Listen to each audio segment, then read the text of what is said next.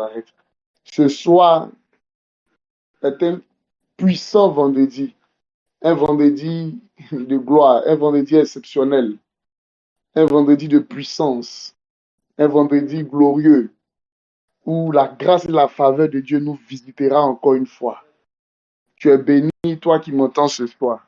Tu es béni au nom de Jésus-Christ de Nazareth. Ta maison est bénie, ta famille est bénie, tes entrailles sont bénies. Tout ce qui sort de toi, tout ce qui émane de ta vie est béni au nom de Jésus. Tout ce que tes mains touchent est béni au nom de Jésus-Christ de Nazareth. Oh, je vois quelqu'un recevoir la grâce de Dieu. Que cette parole que je déclare soit vie et esprit dans ta vie, dans ton être, dans ta destinée. Que la grâce de Dieu surabonde dans ta vie. Reçois ces bénédictions, reçois ces paroles dans ton cœur et qu'elles portent des fruits au nom de Jésus-Christ de Nazareth. Que Dieu nous bénisse. Dany, fils de la foi, tu es béni. Maman Anne, tu es bénie. Annick Victoire Sem, tu es bénie. Maman Yolande, tu es bénie, maman. Que Dieu te bénisse. Maman Kwadjo, tu es bénie. Maman Prédi, Pasteur Stéphanie, vous êtes bénis au nom de Jésus-Christ. Monsieur Olivier Kouakou, vous êtes béni au nom de Jésus-Christ de Nazareth. Toute personne qui m'entend est bénie au nom de Jésus-Christ de Nazareth. Nous sommes tous bénis au nom de Jésus-Christ. Le temps de la moisson d'orge est béni au nom de Jésus-Christ de Nazareth. Dieu nous fera du bien ce soir, bien-aimés. Dieu nous fera du bien ce soir. Amen. Dieu nous fera du bien. Nous allons prier. Nous allons prier. Vous savez, notre Dieu nous aime. Alléluia. Notre Dieu nous aime. Et il a prévu de merveilleuses choses pour nous. Amen. Il a prévu de merveilleuses choses pour nous. Amen. Dieu a béni des personnes dans l'Ancien Testament. Ces personnes qui étaient appelées ses bien-aimés. Alléluia. Mais nous ne sommes pas les bien-aimés de Dieu. Amen. Nous sommes les tant aimés de Dieu. Car la Bible dit en Jean 3,16 que Dieu a tant aimé le monde. Je peux dire à quelqu'un ce soir que Dieu t'a tant aimé. Amen. Tu n'es plus un bien-aimé de Dieu. Tu es un tant aimé de Dieu. Je ne sais pas si je suis en train de parler à quelqu'un ce soir. Je ne sais pas si je suis en train de parler à un tant aimé de Dieu ce soir. Mais je peux voir la faveur divine descendre sur ta vie au nom de Jésus-Christ de Nazareth. Là où tu n'as pas pensé arriver, l'Éternel t'emmènera là. Écoute, David était un bien-aimé de Dieu. L'Éternel l'a pris de la boue et l'a élevé à la table des rois. Mais toi qui es un tant aimé de Dieu, je ne sais pas là où l'Éternel te prendra, mais je peux voir la grâce de Dieu arriver vers toi pour te lever, pour te faire monter à un autre niveau. Est-ce que tu me comprends ce soir? Alléluia. Je suis en train de parler à un tant aimé de Dieu. Amen. La Bible déclare que Dieu a tant aimé le monde. Dieu t'a tant aimé qu'il a été capable d'offrir en sacrifice son fils Jésus-Christ.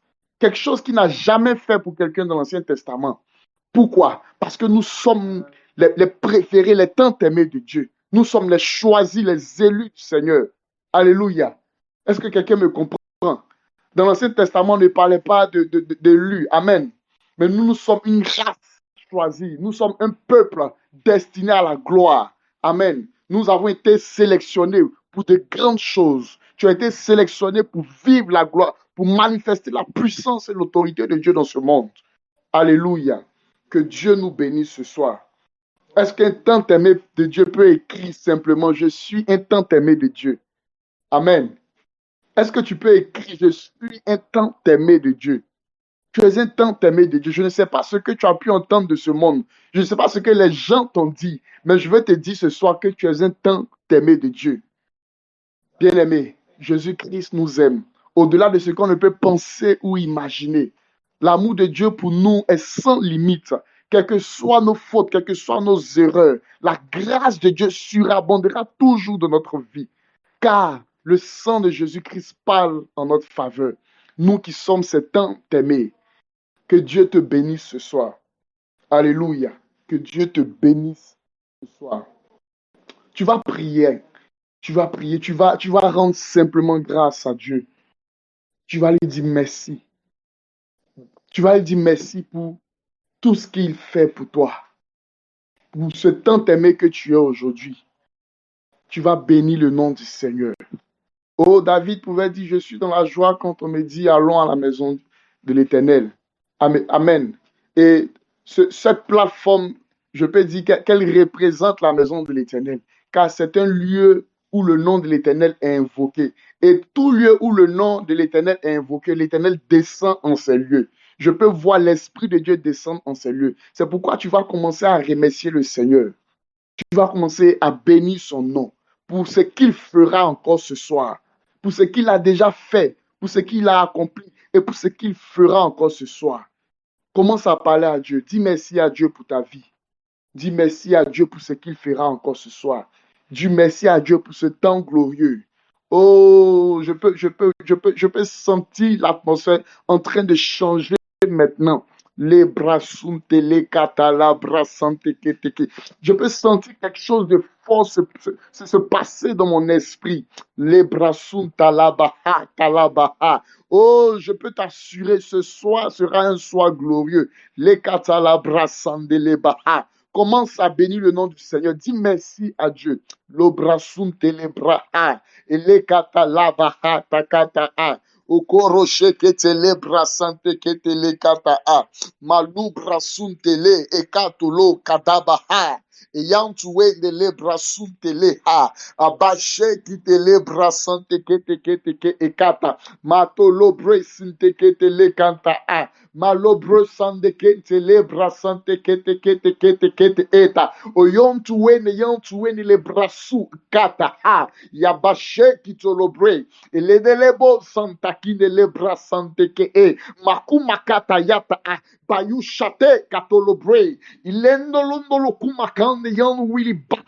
E yon wili base kanta. Ini mount wele bre shadow. Lebrasunte lehe. Bayantuweni lebraku. Alabrason de kende le kataha. Elebrosunto lobro shege de le baha. Elebrasunta la kataha. Malante le kete le kete le kete le kete le kete le kete le kete le kete le kete. Elebrasunte le baha. Elebrosonta la baha. Elebrasunte le baha. Yaka bashe kata. Elebrasunde le behe. Elebrasunta makumakata. Yeke baha. Yabasunte le bra. Ayando wili baushe. Olobre san de kine land wili pika ha. Ayando wili poto. Lenda la brasunte le ha. Ele brakatu shadabaho. Yakata le bra. Lobro san de le behe. Yakata la bra. Lobre kine le bra.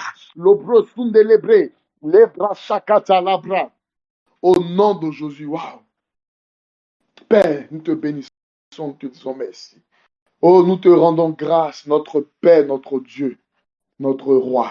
Toi qui es fidèle, toi qui ne changes pas, toi qui es le même hier, aujourd'hui, éternellement, je te dis merci pour tout ce que tu as accompli dans la vie de quiconque m'entend, pour tout ce que tu réalises dans notre vie, Père. Nous te disons merci infiniment pour ta gloire de notre vie, pour ta protection de notre vie, pour ta main qui ne nous a jamais fait défaut. Éternel, merci parce que même dans le feu, tu es avec nous, parce que même dans l'épreuve, tu es avec nous. Merci parce que tu nous soutiens. Amen, levé à bras étendus, Père. Merci parce que ta droite est avec nous. Merci parce que ta droite est avec nous. Merci parce que tu nous as donné ton esprit, Père, afin que ta gloire éternelle soit avec nous. Père, merci pour ce soir glorieux. Merci pour ce témoignage encore que tu prépares. Merci pour ce miracle encore que tu accordes à chacun d'entre nous. Père, nous te bénissons, Père, pour les déblocages de nos vies. Nous te disons merci, Père, pour tout ce que tu accomplis. Merci pour les miracles, les prodiges, Père. Merci pour tout ce que tu permets. Merci pour tes anges présents dans notre vie. Merci, Seigneur, pour tout ce que tu permets. Merci, Yahweh, notre Père, notre Dieu. Que ton nom soit béni. Que ton nom soit glorifié. Est-ce que quelqu'un peut chanter avec moi? À toi la gloire. À toi la louange. Tu es digne d'adoration. Comment ne pas te louer? À toi la gloire. À toi la louange. Tu es digne d'adoration. Comment ne pas te louer? Jésus, oh, Jésus, oh, Jésus, oh, Jésus, oh. À toi la gloire, à toi la louange. Tu es digne d'adoration. Comment ne pas te louer? À toi la gloire, Jésus. À toi la louange. Tu es digne d'adoration. Comment ne pas te louer? Jésus, oh, Jésus, oh, Jésus, oh, Jésus, oh. À toi la gloire, à toi la louange. Tu es digne d'adoration.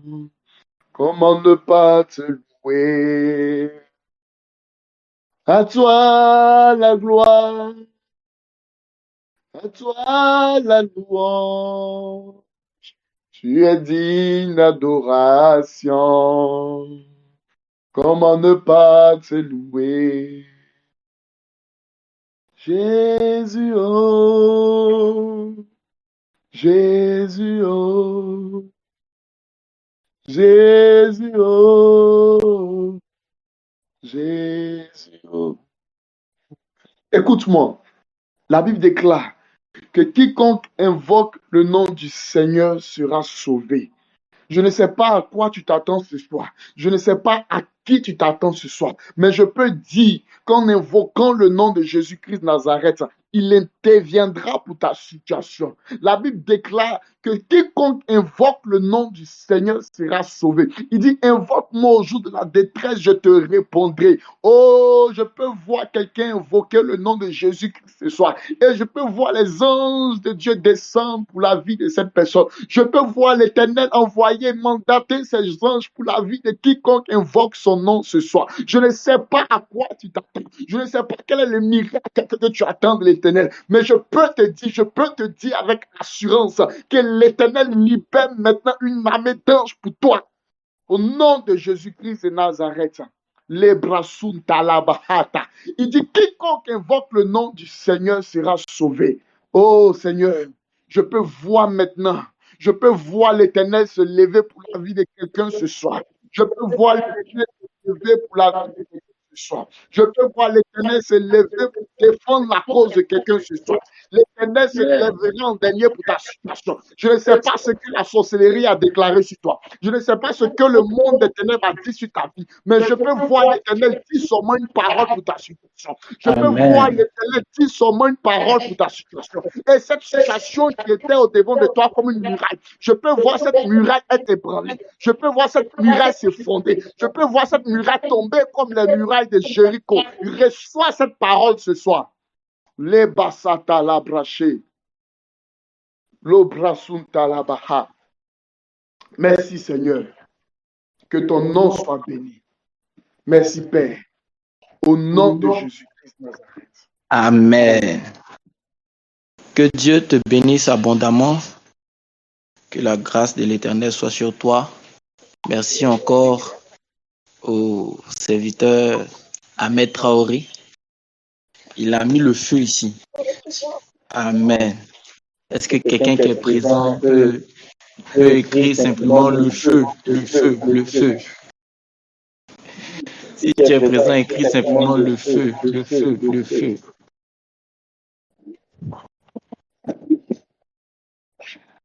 Alléluia. Wow. Que Dieu te bénisse abondamment. Il a tellement mis le feu que pour recommencer, même pour prêcher, même là, j'ai envie de continuer dans la prière. Hein? Mais bon, c'est pas grave. Comme on a commencé quelque chose, on va terminer. On va terminer. Qui était présent le vendredi passé, qui a suivi l'introduction de notre message? Si tu étais présent, écris simplement j'étais présent. Si tu étais présent, écris simplement j'étais présent et nous allons continuer. Écris simplement j'étais présent et nous allons continuer. Voilà. J'étais présent et nous allons continuer. Pour les personnes qui n'étaient pas présentes ce jour-là, je vais faire un petit récapitulatif rapidement. Nous avons parlé de la foi. Nous avons parlé des différentes sortes de foi. Alléluia. Et parmi les différentes sortes de foi dont nous avons parlé de la foi morte. Dans un premier temps, on a dit que la foi morte, c'est tout type de foi qu'une personne pouvait avoir, mais qui n'était pas rattachée à l'Esprit de Dieu. Parce que l'Esprit de Dieu, lorsque l'Esprit de Dieu agit dans la vie d'une personne, il te donne une foi. Et cette foi-là, c'est une foi vivante. Parce qu'à travers l'Esprit de Dieu, tu as la capacité de pouvoir rentrer dans le salut de l'Éternel. Donc, automatiquement, tu as la vie. Alléluia. Donc, la foi morte, c'est tout type de foi qu'une personne peut avoir. Et ce type de foi-là n'est pas rattaché à l'Esprit de Dieu. Alléluia. Et nous avons parlé aussi de la foi naturelle. La foi naturelle. Nous avons parlé de la foi naturelle avec en support le livre de Job, Job chapitre 3, verset 25. Et nous avons dit que la foi naturelle, c'est simplement la catégorie de foi qu'une personne a. Ça fait partie de la foi morte. Mais cette foi-là donne à une personne de pouvoir manifester une certaine foi, que cette personne soit chrétienne ou pas. J'avais expliqué cela en parlant de la foi naturelle comme ce que les gens appellent dans le monde, comment les gens appellent cela? La loi de l'attraction. Vous avez suivi certaines choses dont on appelle le secret et autres. Alléluia. Ça fait partie de la foi naturelle. C'est une foi que quelqu'un manifeste qui a la capacité d'apporter certaines choses dans la vie de cette personne-là, qu'elle soit positive ou négative. J'avais dit comme ça que lorsque tu lis l'histoire de Job, tu te rends compte d'une chose, c'est que Job avait manifesté cette foi naturelle-là. Mais cette foi naturelle-là lui a causé des problèmes. C'est vrai que lorsque tu lis la Bible, on dit qu'il y a une réunion dans le ciel, Satan était là avec les fils de Dieu, tout ça, et Dieu a commencé à parler de Job. Mais la Bible dit que Job dit, ce que je crains, c'est ce qui m'arrive, ce que je redoute, c'est ce qui m'atteint. Parce que Job pensait beaucoup à toutes ces différentes choses qui pouvaient lui arriver. Cette chose-là est arrivée dans sa vie. Donc à partir de là, on voit la manifestation de la foi naturelle qui agit dans la vie d'une certaine personne. Alléluia. Et maintenant, j'ai parlé aussi de la foi religieuse. Amen. La foi religieuse. La foi religieuse, c'est la foi qu'une personne a, qui peut être dans l'église, mais la foi qu'une personne a à travers des éléments. Par exemple, une personne se dit que lorsqu'elle va ouvrir sa Bible et qu'elle va déposer ça au chevet de son lit, cette personne-là sera protégée. Amen. Tu as plus foi en ta Bible ouverte qu'en Dieu. Tu appliques ta foi sur un élément qui est palpable, qu'on peut toucher. Alléluia. Et la foi religieuse aussi, c'est ce qui donne à une personne de croire en quelque chose et se dire qu'au-delà de cette chose-là, c'est impossible de pouvoir voir quelque chose d'autre se manifester. Par exemple, j'avais donné cet exemple-là à travers Jésus de Nazareth qui arrive dans un endroit à la piscine de Bethesda et la Bible déclare qu'en ce lieu-là, il y avait un ange qui descendait remuer l'eau. Et cet ange-là, quand il arrivait, toute personne qui rentrait dans l'eau, cette personne-là était automatiquement guérie. Alléluia. Et pour une personne qui est carrée dans sa tête, va se dire que Jésus est là, c'est Dieu qui est là. Donc, aucune autre personne ne peut faire de miracle ici. Aucune autre personne ne peut faire de miracle là. Donc, personne qui fait un miracle, c'est que cette personne ne vient pas de Dieu.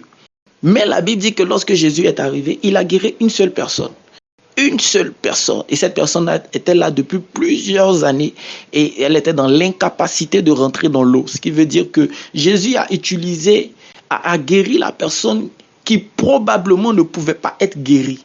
Mais le reste, il les a laissés. Pourquoi? Parce que l'ange qui descendait là avait la capacité de remuer l'eau et cet ange était venu de Dieu. Donc la foi religieuse, c'est cette foi-là qui donne à certaines personnes d'être carrées dans leur esprit. Et ces personnes n'ont pas la capacité de voir Dieu dans sa plénitude. Elles sont carrées, elles ne voient pas Dieu dans sa plénitude. Elles se disent que Dieu agit uniquement que de la manière dont ils connaissent. En dehors de cela, Dieu ne peut pas agir. C'est une foi qui les limite au plus haut niveau. Alléluia. Donc, en récapitulatif, c'est un peu ce que nous avons vu le vendredi passé. Et je voudrais pousser un peu plus l'enseignement en parlant des autres types de foi. Alléluia. Des autres types de foi. Tu vas prendre ta Bible avec moi, si tu as ta Bible, dans le livre de Matthieu chapitre 14, versets 28 à 31. Matthieu 14, versets 28 à 31. Je lis la parole de Dieu. La Bible dit ceci. Pierre lui répondit, Seigneur, si c'est toi, ordonne que j'aille vers toi sur les eaux. Et il dit, viens. Pierre sortit de la barque et marcha sur les eaux pour aller vers Jésus. Mais voyant que le vent était fort, il eut peur. Et comme il commençait à enfoncer, il s'écria, Seigneur, sauve-moi.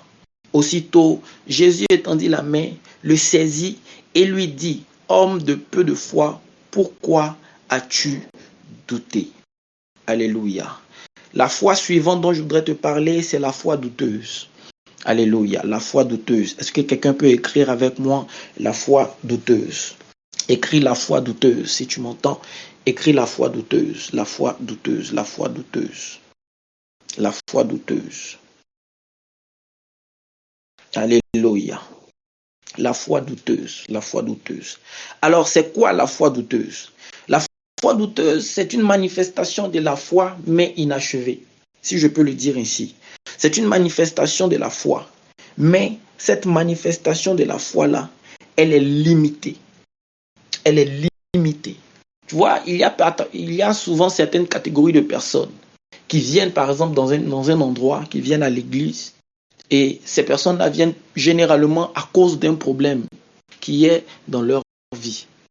Et lorsque tu arrives avec les prières, avec toutes ces différentes choses, tu as un zèle, mais vraiment un zèle terrible. Et ce zèle-là te pousse à croire que ce que tu veux, tu le verras s'accomplir. Tu manifestes une sorte de zèle tellement forte que quand on te voit, on dit, waouh, ce gars-là, son amour pour le Seigneur est tellement grand. Mais au bout d'un certain moment, tu te rends compte que ce genre de personnes-là, le découragement vient s'installer rapidement. Le découragement s'installe très vite. Pourquoi? Parce que ces personnes-là n'ont pas le type de foi qu'il faut pour amener à l'existence les choses qui n'existent pas.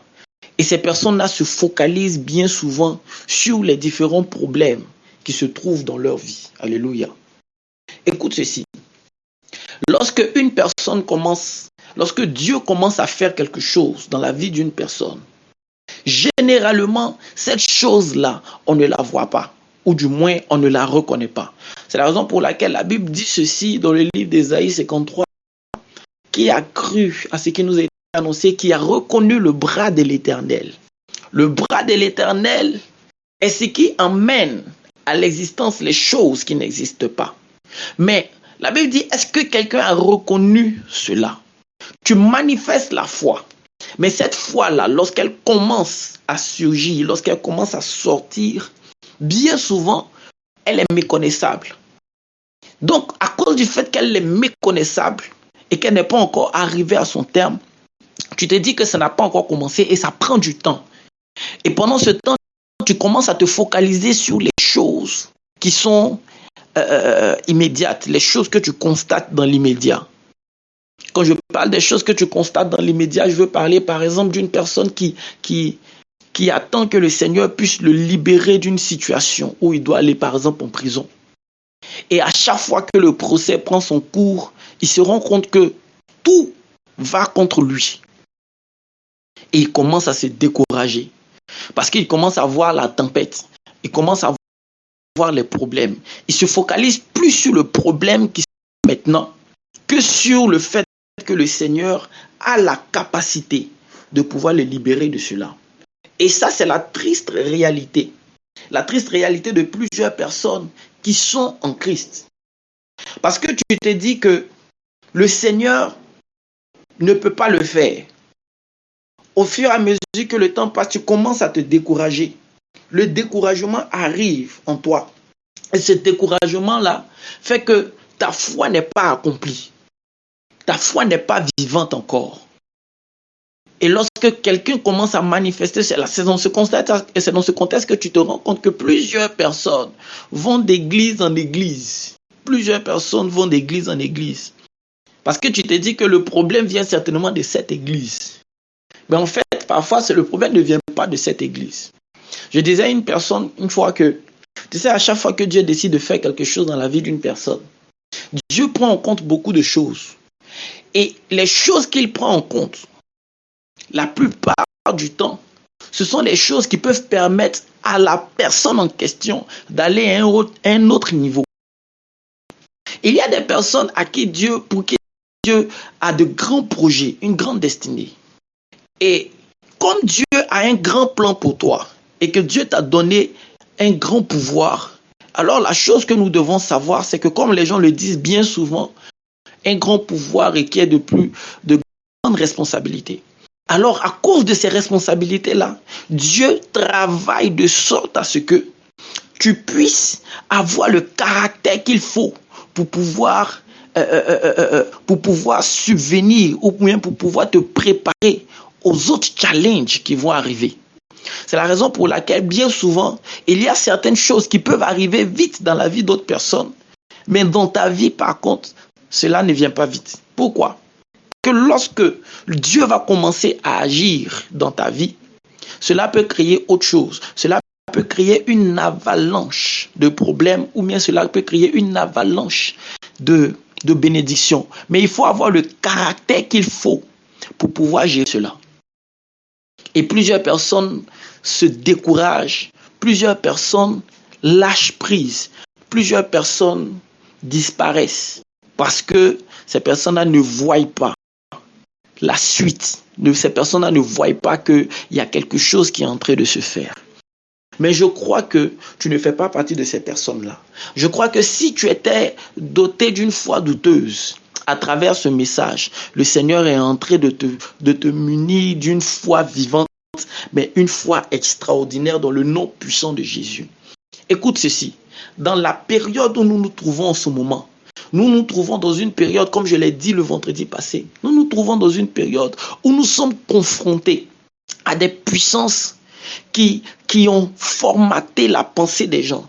Nous sommes confrontés à une nouvelle vague de personnes qui sont assoiffées des choses spirituelles et que le diable a eu à manipuler. Il a eu à les manipuler pour pouvoir les orienter ailleurs. Mais nous, en tant que chrétiens, nous devons faire partie de ces personnes-là qui ont une foi tellement grande, une foi tellement puissante, qui ne se laissent pas ébranler par quoi que ce soit, pour pouvoir tenir tête à ce genre de personnes ou à ce genre d'esprit. Je disais à ma sœur une fois, je lui disais que à l'époque où nous nous trouvons, nous devons sortir de la logique des chrétiens religieux ou des chrétiens bibliques. Quand je dis des chrétiens bibliques, c'est-à-dire il y a des chrétiens qui connaissent la Bible. Ils connaissent beaucoup la Bible. Tous les versets de la Bible peuvent te réciter. Mais ces personnes-là s'arrêtent juste au stade de la lecture de la Bible. Nous devons sortir de cette mentalité-là. Nous devons sortir de là pour rentrer dans une dimension où nous sommes des chrétiens qui marchons avec des preuves. Des chrétiens qui marchons avec des expériences. C'est à ce niveau-là que nous devons arriver. Et pour arriver à ce niveau-là, on doit sortir de la foi douteuse. Dis avec moi, je sors de la foi douteuse. Je sors de la foi douteuse. Je sors de la foi douteuse. Tu ne fais plus partie de ces personnes-là qui sont des interminables personnes qui sont dans l'inachèvement. Tu ne dois plus faire partie de cela. Tu dois faire partie des personnes qui démontrent la grâce, qui démontrent la puissance de Dieu par leur foi qui ne doute pas. Écoute, une personne qui sort de la foi douteuse rentre automatiquement dans une sorte de foi audacieuse. Et une personne qui a une foi audacieuse, c'est-à-dire une foi ferme, cette personne a la capacité de faire des choses extraordinaires. Elle a la capacité de faire des choses extraordinaires.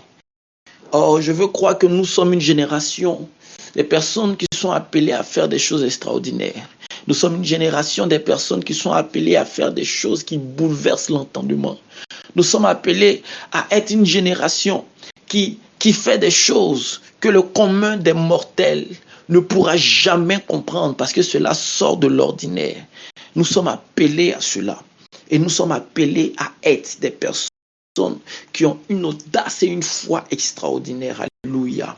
Et que cela soit ton partage dans le nom puissant de Jésus-Christ de Nazareth. Alléluia. La suite, c'est la foi qui sauve. La foi qui sauve.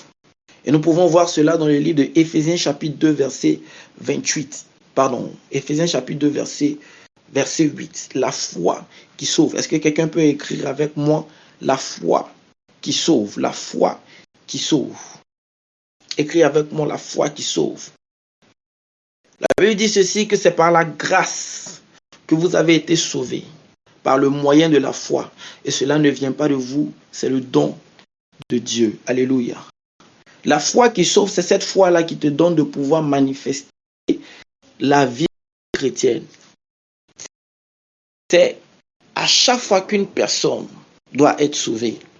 Lorsque une personne commence à marcher, commence à faire un pas vers le Seigneur, il est donné à cette personne-là une mesure de foi qui l'emmène à être sauvée. Parfois, tu vas discuter avec des personnes qui ne sont pas chrétiennes. Tu vas discuter avec ces personnes-là pour que ces personnes-là puissent être sauvées. Et tu vas te rendre compte que ces personnes-là n'accepteront pas. Ces personnes-là vont parler beaucoup, elles vont te dire beaucoup de choses. C'est simplement parce que ce type de foi ne leur a pas été donné. Il y a des personnes avec lesquelles on ne se casse pas la tête. Il y a une triste réalité, c'est que la Bible dit ceci, que Dieu a fait toutes choses pour un but, même le méchant pour le jour du jugement. Ça veut dire quoi? Qu'il y a un méchant. Il y a des gens qui sont méchants. Il y a des personnes qui ne pourront pas être sauvées. C'est une triste réalité, mais c'est la vérité. La Bible dit, c'est Jésus qui le dit. Il dit, lorsqu'il faisait la prière sacerdotale, la prière pour ses disciples dans le livre de Jean chapitre 17, il dit, ce que tu m'as donné, je les ai tous gardés, sauf le fils de la perdition. Et il dit encore, n'est-ce pas moi qui vous ai choisi, mais je vous dis ceci, parmi vous, il y a un démon. Je me pose la question de savoir, ah Seigneur, comment tu peux appeler un homme un démon? Il dit, parmi vous, il y a un démon. Et il appelle le fils de la perdition. Quand on parle de perdition, on veut parler de quelqu'un qui est perdu. Cette personne-là était parmi les disciples. Cette personne n'était pas seulement même parmi les disciples, elle faisait partie des 12. Mais Jésus l'appelle fils de la perdition. Ça veut dire que lui, sa destinée là, c'était pour être perdu. Donc, ce qui veut dire qu'il y a des gens qui n'ont pas cette grâce-là d'être sauvés. Ça veut dire que nul ne vient au Père sans que le Père ne l'ait appelé. Et pour que le Père puisse t'appeler, que tu puisses répondre à l'appel du Père, il faut qu'il puisse avoir en toi une mesure de foi. Et c'est la foi qui sauve. Cette foi-là, nous l'avons tous. Si tu as accepté Jésus, comme étant ton Seigneur et ton Sauveur personnel, alors tu dois comprendre ceci. C'est parce que tu as manifesté en toi la foi qui sauve. Et je voudrais que tu ne puisses pas croire le contraire. Vous savez, aujourd'hui, il y a beaucoup de spéculations sur le fait de est-ce qu'on perd le salut ou autre. Moi, je ne rentre pas dans ces débats-là, je ne rentre pas dans ces polémiques. Mais ce que je voudrais que tu puisses comprendre, c'est que si Dieu t'a donné une foi qui sauve, si tu t'attaches à cette foi-là, tu seras sauvé. Parce que tu as accepté Jésus, parce que tu décides de marcher avec lui, tu seras sauvé. Et que le diable ne te trompe pas, qu'il ne mette pas certaines choses dans ta tête. J'ai compris une chose, lorsqu'on parle des armes de l'esprit, dans le livre de, je crois c'est Éphésiens, lorsqu'on parle des armes de l'esprit, on commence d'abord par le casque du salut. Le casque du salut. Pourquoi le casque? Le casque sert à protéger la tête. Et lorsqu'on parle de la pensée de l'homme, c'est dans sa tête. C'est à travers la tête. Et quand on dit le casque du salut, c'est pour t'emmener à protéger tes pensées contre tout ce qui peut t'emmener à croire que tu ne peux pas être sauvé. Parce que certaines personnes, je t'assure que certaines personnes risquent de ne pas être sauvées à cause des choses auxquelles elles pensent. Je t'assure de cela. Je t'assure de cela. Ce que je dis peut paraître peut-être un peu choquant ou un peu bizarre pour certaines personnes si tu comprends véritablement le fond de ma pensée, mais je ne veux pas le dire ici. Mais tu dois comprendre ceci. C'est que le diable fera tout pour t'emmener à croire que tu ne seras pas sauvé. C'est la raison pour laquelle on l'appelle l'accusateur. Il va venir t'accuser de sorte à ce que tu ne puisses même pas te dire que tu es digne d'être sauvé. Or, la Bible est claire en ce qui concerne le salut. La Bible est claire en ce qui concerne le salut. Celui qui accepte Jésus de son cœur, qui le confesse de sa bouche, celui-là sera sauvé. Que celui ou celle qui a accepté le Seigneur Jésus ne doute pas de son salut. Que le casque du salut soit mis sur ta tête, afin qu'aucune pensée démoniaque ne puisse pénétrer tes pensées, pour que tu puisses remettre en doute ton salut. Un jour, il y a un ami avec qui j'ai fait le Ghana, m'expliquait quelque chose. Il disait que à un niveau de sa conversion, il avait commencé à douter. Et il demandait à Dieu, mais qu'est-ce qui prouve que je serai sauvé? Est-ce que je pourrais être sauvé? Il a commencé à réfléchir, commencé à douter, commencé à dire beaucoup de choses. Et pendant qu'il était en train de prier spécialement par rapport à cela, il y a quelque chose qui s'est passé. Il dit qu'un frère de l'église est venu le voir. Il dit qu'il avait prié pour ça la nuit et le matin, un frère de l'église est venu le voir. Et il dit que pendant qu'il était en train de prier la nuit, le Seigneur lui a dit, va voir mon serviteur et donne-lui cette réponse-là. Donc il est venu donner la réponse sans savoir quel était le sujet de la personne, quoi que ce soit. Et il dit à cette personne, à mon ami, il dit, le Seigneur dit de te dire que ce que tu demandes là, c'est par la foi. Parce que si tu as foi en cela, cela arrivera. Il n'était pas au courant de du sujet de prière du gars. Il ne savait pas c'était quoi. Mais il est venu lui donner cette réponse. Et quand il a entendu cela, il a compris automatiquement ce que le Seigneur voulait lui dire. Il dit que c'est par la foi que tu seras sauvé. Donc ça veut dire qu'il y a la foi qui sauve. Et cette foi qui sauve là, on appelle cela la foi du salut. Et le diable fait tout pour attaquer notre salut. C'est la raison pour laquelle parmi les armes spirituelles qui nous sont recommandées, on nous parle du casque du salut pour protéger notre pensée. Que la foi du salut de quelqu'un soit inébranlable dans le nom puissant de Jésus. Que aucun péché, aucune faute que tu aies commis, aucune action que tu aies faite qui a certainement attristé l'Esprit de Dieu en toi ne puisse te détourner de la pensée première de Dieu pour toi, c'est-à-dire ton salut, parce que tu as accepté Jésus de Nazareth, parce que tu as décidé de faire de lui celui-là même qui est ton Dieu et ton maître. Qu'aucune flèche de l'ennemi, aucune pensée satanique qui venait vers tes pensées pour détourner le cœur d'une personne en ce jour, pour se dire que tu ne fais pas partie des enfants de Dieu parce que tu avais commis une action. Je ferme la bouche du diable et de l'accusateur contre toi. Je ferme sa bouche contre ta vie. Et je décrète et je déclare qu'aucune mauvaise pensée ne viendra contre ta vie.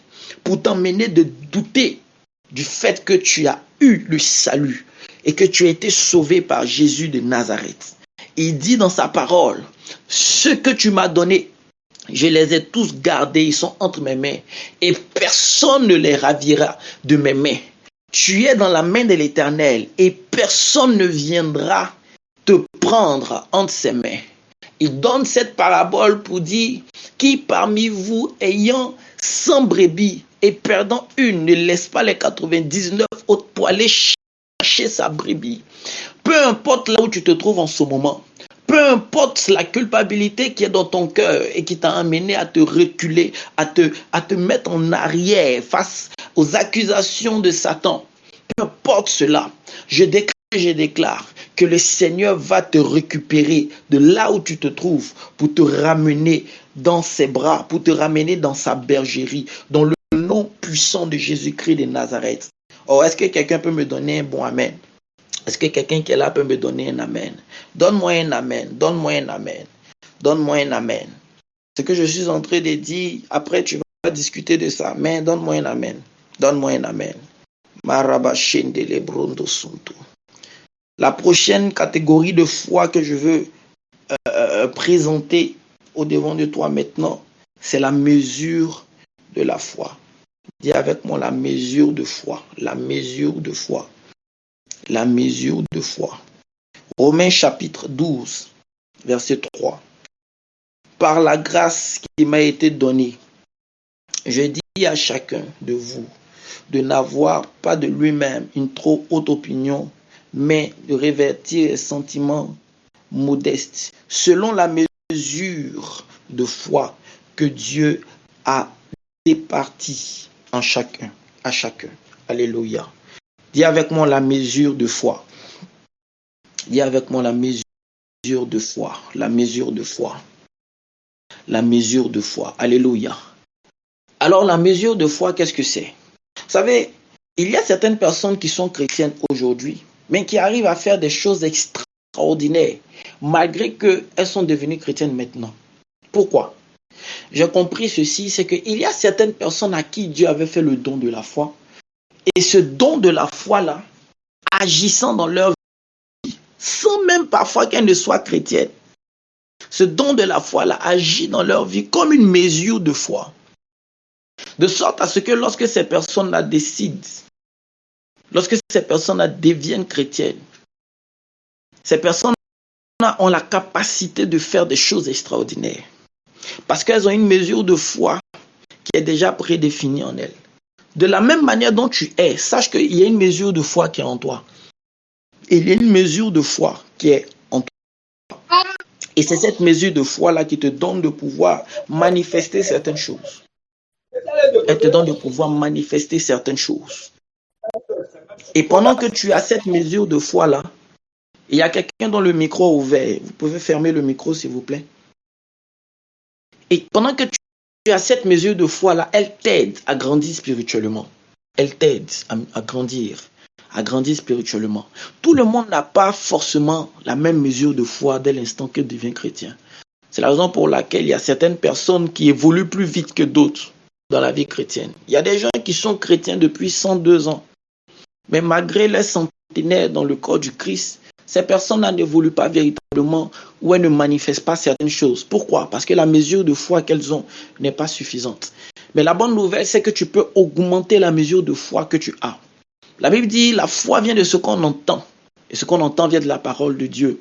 Et pour pouvoir augmenter la mesure de foi que tu as, c'est simple. Il faut commencer à entendre régulièrement la parole de Dieu.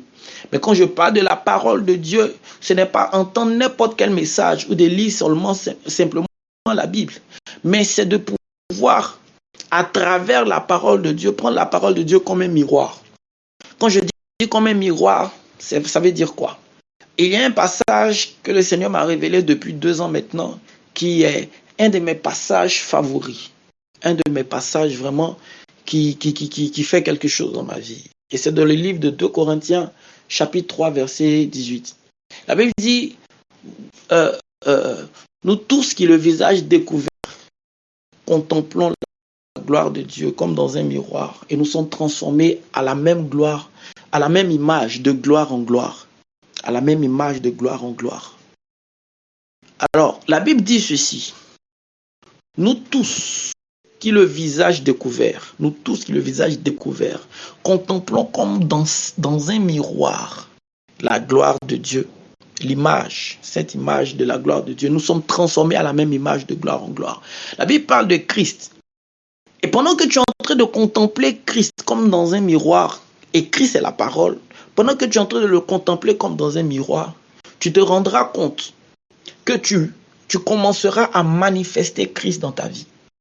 C'est dans ce contexte-là qu'on dit que la parole, la foi vient de ce qu'on entend et ce qu'on entend vient de la parole de Dieu.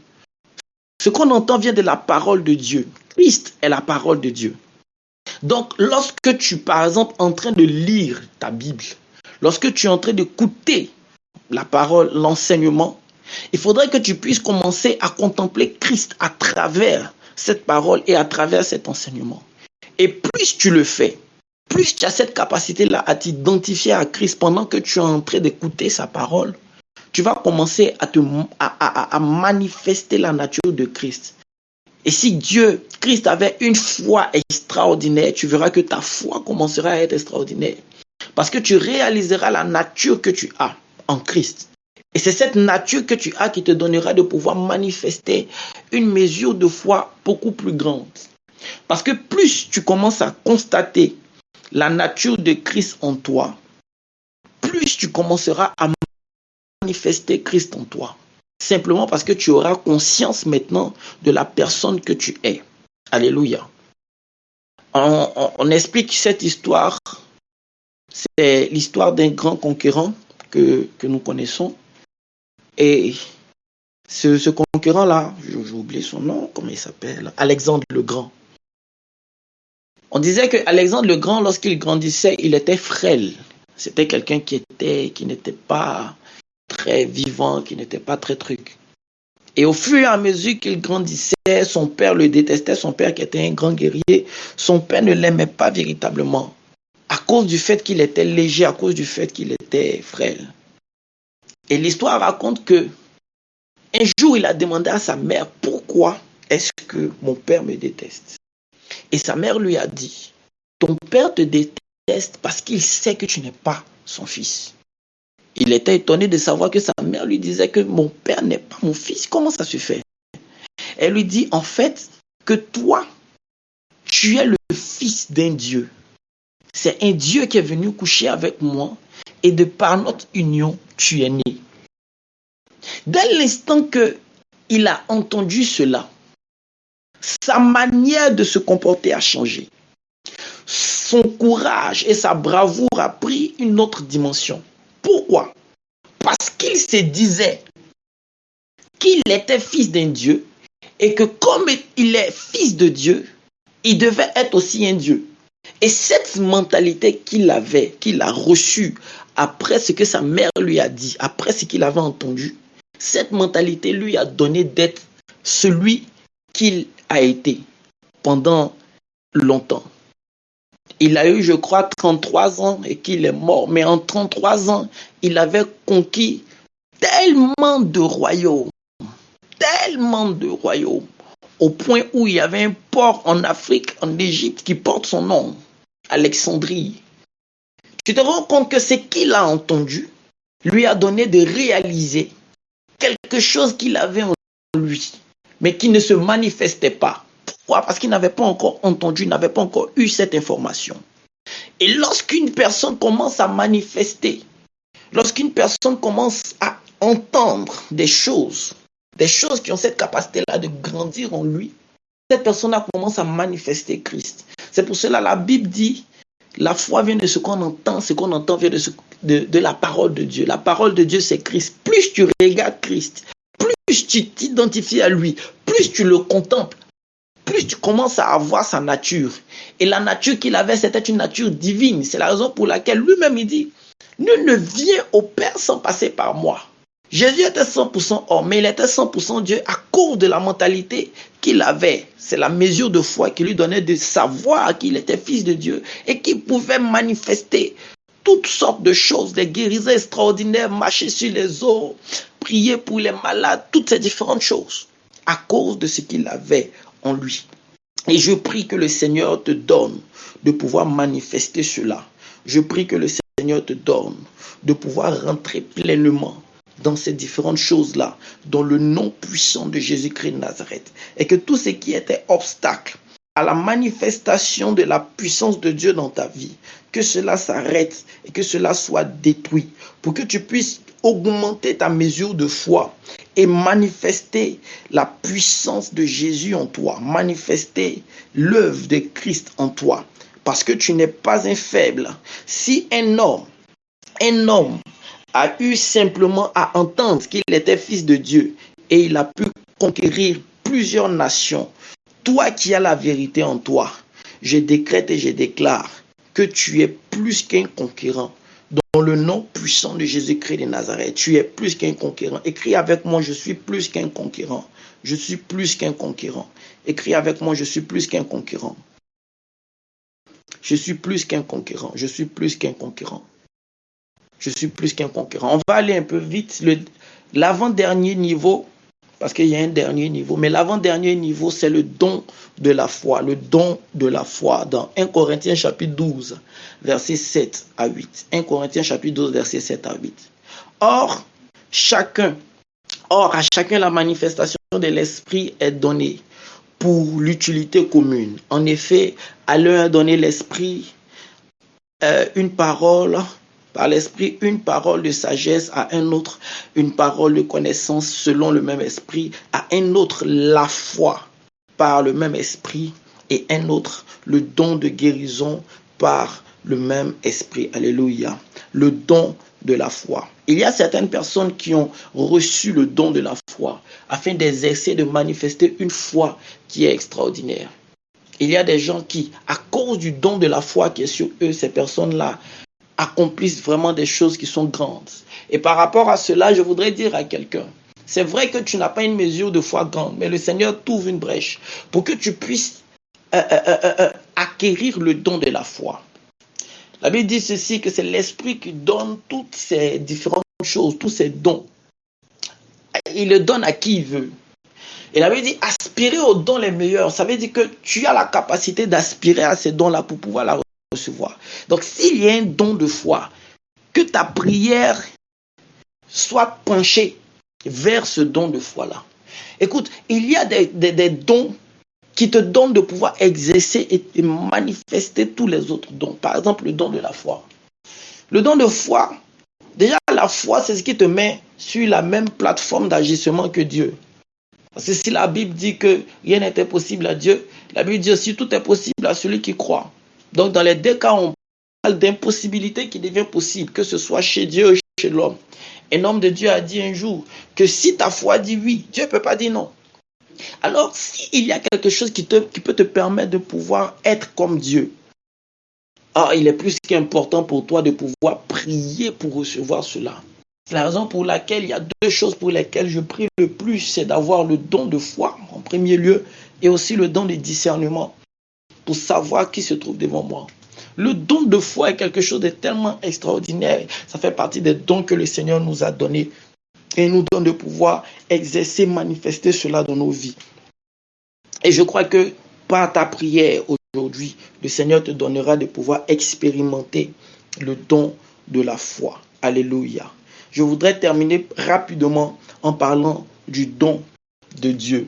La Bible dit qu'un jour, Jésus a changé un figuier. Il a maudit un figuier. Et après que le figuier soit maudit, ses disciples ont remarqué cela. Et il a dit, ayez la foi en Dieu, mais qui dans la version originale dit, ayez la foi de Dieu. La foi de Dieu, c'est ce qui... Je peux dire que la foi de Dieu, c'est la manifestation de l'esprit de foi. Lorsque l'esprit de foi s'incarne en une personne, cette personne commence à voir la foi de Dieu. La Bible nous parle dans le livre d'Ésaïe. Dans le livre d'Ésaïe, j'ai un peu oublié le passage, je crois Ésaïe 11. La Bible dit que l'esprit de l'Éternel est sur lui. L'esprit de crainte, de sagesse, l'esprit de foi. Quand l'esprit de foi s'incarne en une personne, écoute, quand ton esprit évolue, quand ton esprit grandit, ton esprit a cette capacité-là, ou du moins pour une personne qui commence à avoir conscience de son état, tu as la capacité de par ton esprit, de fusionner avec l'esprit de Dieu. Donc l'esprit de Dieu dans ton esprit devient comme une seule personne. Et dans l'esprit de Dieu dans ton esprit, il y a d'autres esprits que l'esprit de Dieu emmène avec lui. Les 6 autres esprits. Et parmi ces esprits-là, il y a l'esprit de foi. L'esprit de foi dans la vie d'une personne, non seulement te donne de manifester la foi comme un don, mais te donne aussi d'affecter et d'impacter les autres par la foi. On voit cela aussi par le don de prophétie. Lorsque une personne grandit tellement dans le don de prophétie, cette personne-là devient comme, comment je peux dire ça, devient comme une source qui alimente d'autres personnes. La Bible dit ceci. Quand j'ai vu ce passage, j'étais ébloui et mon admiration pour le prophète Samuel était encore plus grande. La Bible dit que David était venu voir Samuel. Samuel a fini de le cacher, il lui a dit de partir. Et les soldats de Saül sont venus derrière David. Mais Samuel était présent. Lorsqu'ils se sont approchés de Samuel, la Bible dit que le premier groupe est venu, ils sont tombés, ils ont commencé à prophétiser. Des personnes qui n'étaient pas prophètes qui commençaient à prophétiser. Deuxième groupe, tombé, prophétiser. Saül lui-même est venu. Lui aussi, il est tombé, il a commencé à prophétiser. Pourquoi? Parce qu'ils étaient en face d'un prophète qui avait l'esprit de prophète. De la même façon dont il y a l'esprit de la foi, c'est de cette même façon l'esprit prophétique, l'esprit de prophète qui était en Samuel. Ça faisait de lui une source de sorte à ce que dans son entourage, tout le monde devenait prophète. Or, quand tu as l'esprit de foi, quand tu as l'esprit, la foi de Dieu en toi, donc l'esprit de foi, tu commences à impacter les autres par ta foi. Tu commences à transformer les gens qui étaient sans foi en personnes remplies de foi. Et je vois quelqu'un rentrer dans une dimension de foi terrible. Je vois quelqu'un faire des choses extraordinaires parce qu'il a pu recevoir l'esprit de foi de l'Éternel. Il a pu recevoir la foi de Dieu. Il commence à changer, il commence à devenir une nouvelle créature. Il commence à manifester Dieu. Écoute, quand la Bible dit ceci, la création tout entière attend avec un ardent désir la révélation des fils de Dieu. Ce sont des personnes qui ont la nature de Dieu, donc les personnes qui ont la foi de Dieu, des personnes qui manifestent des choses extraordinaires. Oh, je vois quelqu'un rentrer dans cette dimension dans le nom de Jésus. Je vois quelqu'un marcher dans la foi, marcher, exercer l'autorité par la foi. Je vois quelqu'un en train de rentrer dans la dimension de ceux qui sont comme Christ et qui marchent comme Christ. Est-ce que quelqu'un peut élever la voix de là où tu te trouves en ce moment et commencer à dire, Seigneur, j'ai besoin de marcher dans la foi. J'ai besoin de marcher avec un esprit de foi. J'ai besoin de manifester la foi que tu avais. Cette foi-là qui t'a donné de dire que la lumière soit et la lumière a paru. Oh Père, nous avons besoin de ta foi. Nous avons besoin de cette manifestation de foi. De pouvoir, Seigneur, marcher sur la terre comme des dieux, Seigneur Jésus. Tu es tellement puissant, tellement grand, et tu nous as dit ceci, ce que j'ai fait, vous pourriez même le faire et faire encore plus, parce que je vais au Père, Seigneur. Tu n'es pas sur cette terre, mais ton esprit est là, et ton esprit nous donne de marcher par la foi. Ton esprit nous donne de pouvoir faire des choses extraordinaires. Alors, je voudrais parler à quelqu'un ce soir. Le monde est en train de se transformer. Le monde est en train d'agir. Le monde est en train de vivre une mutation. Et comme la parole de Dieu a dit, dans les derniers temps, la connaissance de Dieu sera remplie comme les eaux, la mer est remplie des eaux. Il arrive dans cette période-là, il y a une nouvelle vague des personnes qui sont assoiffées des choses spirituelles. Elles ont besoin de voir Dieu, mais elles ne savent pas où voir Dieu. Elles ne savent pas. Et le diable profite de cela. Il profite de cela pour leur donner de croire que c'est lui qui détient la toute-puissance. Pour leur donner de croire que c'est lui à qui appartient la toute-puissance. Certaines personnes sont attirées vers les traditions africaines. Certaines personnes se disent, il faut retourner à notre source parce que la spiritualité africaine est plus grande. D'autres personnes se sont tournées. Ces personnes-là se sont tournées vers la spiritualité asiatique. D'autres personnes se sont tournées vers la spiritualité occidentale avec les Illuminati et autres. Certains se sont tournés vers le satanisme. Pourquoi? Parce que ces personnes-là ont soif de voir une puissance tangible. Ces personnes ont la connaissance, ils veulent la connaissance de Dieu. Ils savent qu'il y a un Dieu qui existe. Ils savent que le roi des rois existe, le Père des esprits existe. Mais ils veulent voir celui-là même qui a agi. Donc le diable utilise ces personnes-là à travers ses agents. Mais le Seigneur aujourd'hui t'appelle. Le Seigneur t'appelle aujourd'hui afin que tu sois un agent de Dieu. Oh, le Seigneur veut que tu sois un agent pour lui. Dis avec moi, je suis un agent de Dieu. Je suis un agent de Dieu. Et l'agent de Dieu, c'est celui qui vient comme un publicitaire, qui vient avec les gadgets de son entreprise. Il vient avec les accessoires de son entreprise. Il vient avec la voiture, avec la marque de son entreprise. Il a un budget qui lui a été donné pour pouvoir faire la promotion de sa structure. Comme toi aussi, tu es un agent de Dieu. Tu viens avec les accessoires de l'entreprise que tu représentes. Tu viens avec les accessoires du patron que tu représentes. Tu viens avec les accessoires de cet être supérieur que tu représentes en manifestant la foi de Dieu. Tu viens avec toutes ces différentes choses-là. On appelle cela les arrêts de l'esprit. Dieu t'a donné toutes ces différentes choses qui attendent d'être activées, d'être manifestées par la foi, afin que tu puisses montrer au monde que Jésus est celui-là même qui est au-dessus de toute chose. Parce que tu es un agent de Dieu. Dieu fait de toi quelqu'un en qui il s'est investi, en qui il dépose son cachet, pour qui il a élevé le monde. Il s'est donné à la croix de Golgotha. Il est celui-là même qui agit en toi, pour lui et par lui. Oh mon frère, est-ce que quelqu'un peut commencer à élever la voix? Dis à Dieu, Seigneur, j'ai besoin de ton esprit de foi. J'ai besoin de la foi pour les défis de ce monde actuel, pour les défis de ce monde actuel. J'ai besoin de toi. J'ai besoin de toi. J'ai besoin de toi. J'ai besoin de toi.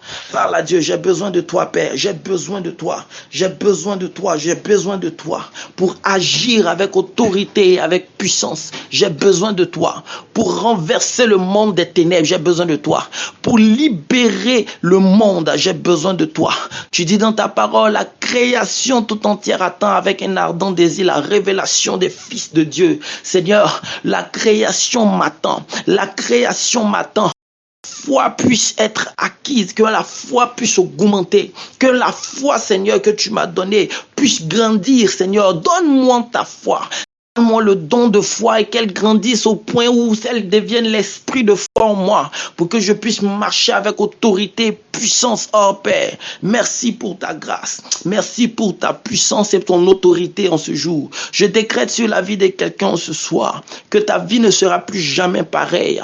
Ta vie ne sera plus jamais la même. Ta vie ne sera plus jamais la même. Parce que l'Esprit de l'Éternel te visite aujourd'hui. Parce que l'Esprit de l'Éternel augmente la foi que tu as. Ta vie ne sera plus jamais la même. Les gens ne te reconnaîtront plus parce que ton caractère aura changé, parce que ta nature aura changé. Les gens te verront, ils diront, elle est devenue audacieuse, il est devenu audacieux. Les gens se diront que c'est de l'orgueil, c'est de la prétention. Mais non, ce n'est pas de la prétention. Parce que lorsque le prince Harry ou le prince Charles marche, il sait qu'il est fils de roi. Il sait qu'il est éligible à la royauté. À cause de cela, il marche avec audace, avec autorité, avec prestance.